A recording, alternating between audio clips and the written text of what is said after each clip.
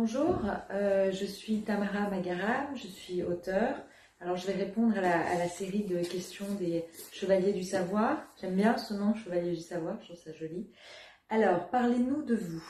Je suis auteure, je suis née à la fin des années 80 à Paris et j'ai commencé à écrire en début de vingtaine, donc ça fait presque 10 ans.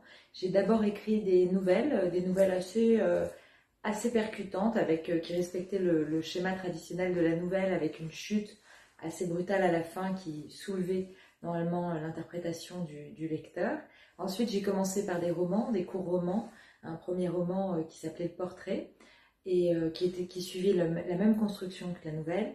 Et ensuite, un autre roman qui a été publié en 2018 aux éditions Ramsay, qui s'appelle Un printemps à Paris, et qui parle de la crise de vie, de comment on se reconstruit face à la crise de vie, de comment la vie reprend son cours après une période de deuil ou de chaos. Il y a toute une intrigue, une histoire avec comme une sorte d'enquête en fait. Il y a un personnage principal, Nicolas, qui détient un secret, et il y a tout un travail de quête vers ce secret. Et c'est un livre que moi je qualifie d'initiatique, parce que c'est le parcours d'une femme qui s'est révélée. Le personnage a une petite quarantaine d'années, elle a passé ce qu'on appelle une crise d'existence, une crise existentielle en fait, où elle a remis à plat toute sa vie pour atteindre aujourd'hui un autre équilibre.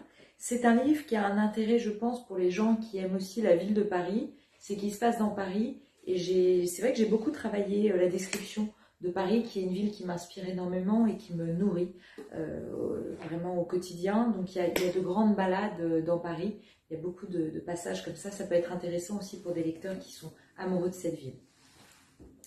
Mon deuxième roman, Les âmes guéries, qui est paru aux éditions Ramsay en juin dernier, est un livre peut-être plus bouleversant qu'Un printemps à Paris. On rentre dans l'intime vraiment de la femme, la relation à la mère, donc tout ce qui est lié vraiment à la fonction peut-être plus utérine de la féminité.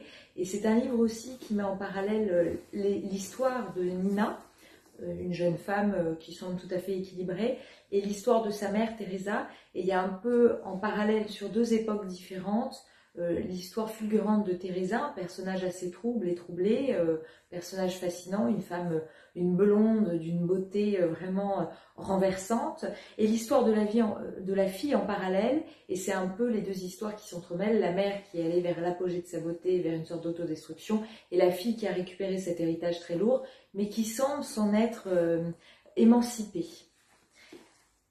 Donc ça, c'est vraiment pour parler de moi, cette première question. Quel est votre thème d'écriture ?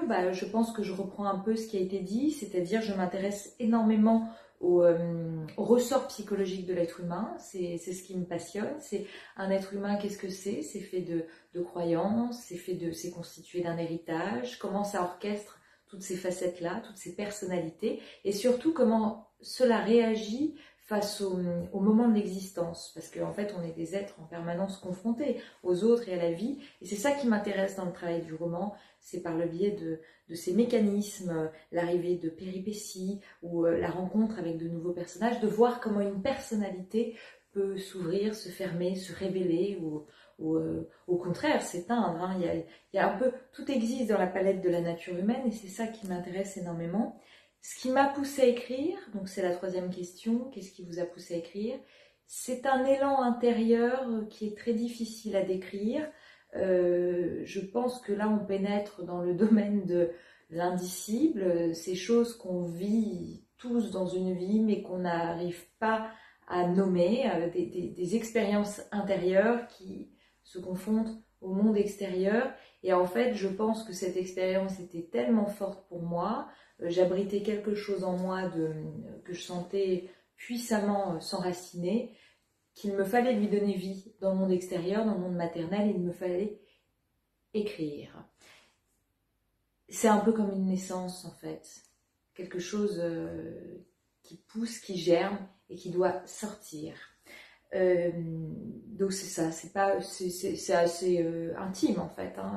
Je pense que quand ça naît, quand ça apparaît en quelqu'un, il y a quelque chose vraiment de très intime et de très curieux même.